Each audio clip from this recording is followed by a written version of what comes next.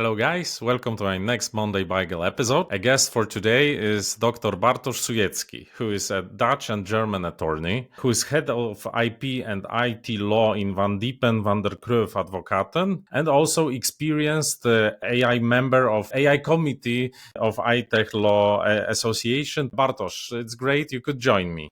Yeah, thank you for having me, Michał. It's a pleasure and an honor to have this chat with you. Thank you so much. You are Dutch and German attorney, so you can speak about Dutch and German experience, how lawyers in both in Netherlands and in Germany approach AI, how they use it and what they do. What's your experience? Well, in my view, there are like two different sets of AI application.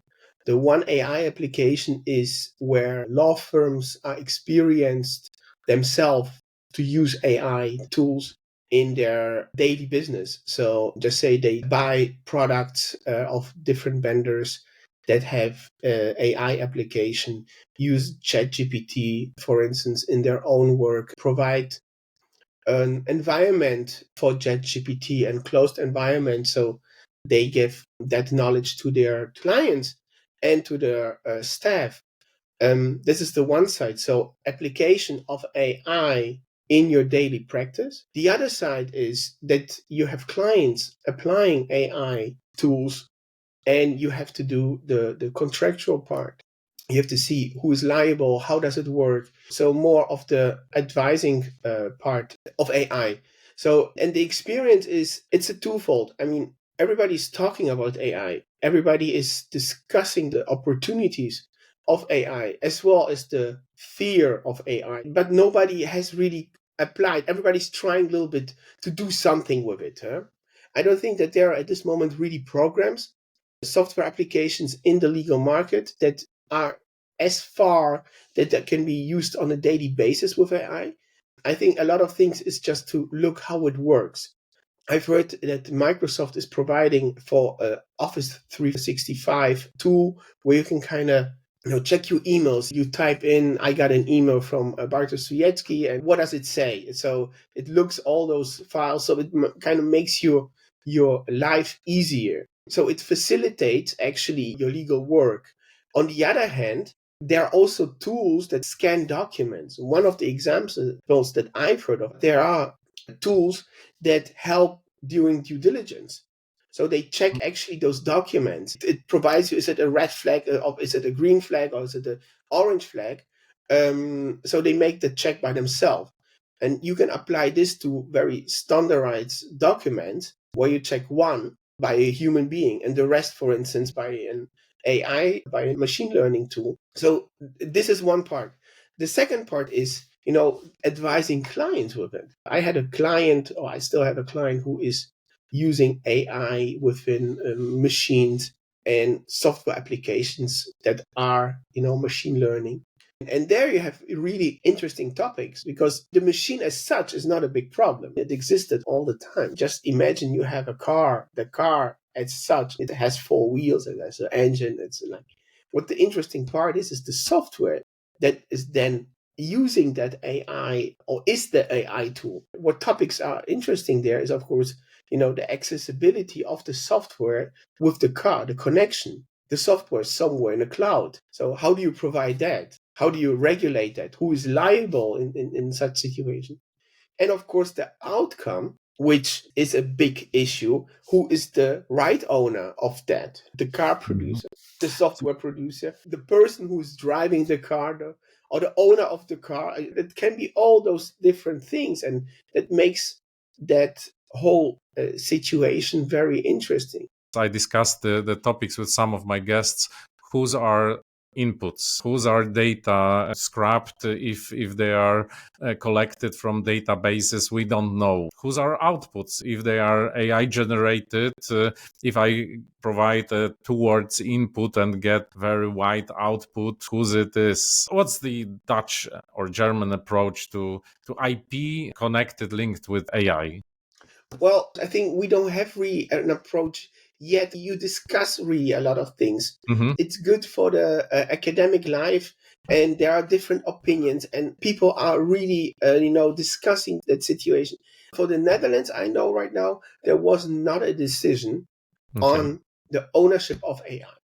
Okay. I know there was a decision in the UK, Ryan Abbott, and that was the Tether decision.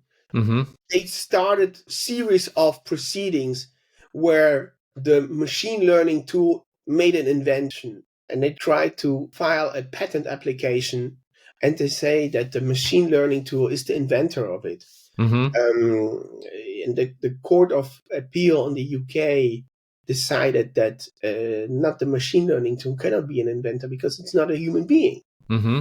And I think you could start working from that. The AI machine cannot be the inventor. Mm-hmm. And then who can be or who could be the inventor in this situation? And I think it's quite difficult because, of course, the one who puts the data inside is the one who provides the outcome as well. Mm-hmm. On the other hand, when we look at ChatGPT, Mm-hmm. every time you put the data in, you ask something, feed the machine. So at the end of the day, we all are users of it, and we could all say, now, we are the ones who invented that. Then you can think the person who makes that program, so in this case would be OpenAI or Microsoft, they do this with that algorithm. They're responsible for the outcome, but it's also a collaboration. So you have both parts, the one who makes the input, the ones who makes the output. Maybe both of them could be as right owners. It's very difficult to make a clear answer, and I could imagine that you have to either make a decision that the person who asks that and with the help of the machine gets an answer, gets some kind of creative work, has the IP rights. I just say in general IP rights. I don't say copyright or patent right, whatever, IP rights. Mm-hmm. And you can say, or the one who make that algorithm in that sense, the policymaker has to make a clear decision, or you can make it open, leave it open to the parties to decide on that. We have same discussions in Poland. I had guests from the UK, from Germany, from Ukraine, and they all mentioned that they are discussing all these aspects. But our clients have the problems right now. They create something with the help of AI. What would be your advice to other lawyers who deal with such the cases? Wait or provide opinions with some restrictions, limitations? What's your approach? At the end of the day, you're an advisor, so you have to choose one solution. I mean, the client wants from you to have a solution. I think where it gets really interesting, it's not the whole contractual thing, because you can kind of regulate that. You can say the outcome of that AI application, just product X or outcome X, comes to party A or party B. And so you could kind of regulate it. But then if you don't know how that algorithm builds the outcome X and maybe infringes third parties' right, then you maybe don't want to become the owner of it because you infringe that. So there I think there we come to a very interesting discussion that sometimes don't know what's the consequences of the AI are. For instance, a self-driving machine that uses photos of cameras with point and kind of, it kind of looks, just say an agricultural machine tractor or something that drives by himself from point A to B. Then it's kind of simple because it just feeds from everywhere around from the weight, so it knows exactly how it has to drive.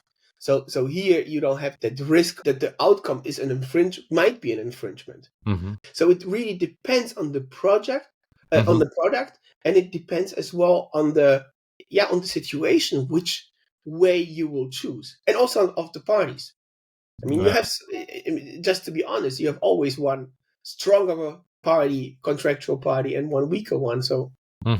I fully agree. I also approach it that way, that I check how far the tool goes and how much impact of the human is in the whole situation. But to tell you the truth, I'm closer to the idea that AI is a tool that helps the creator, the human being, still.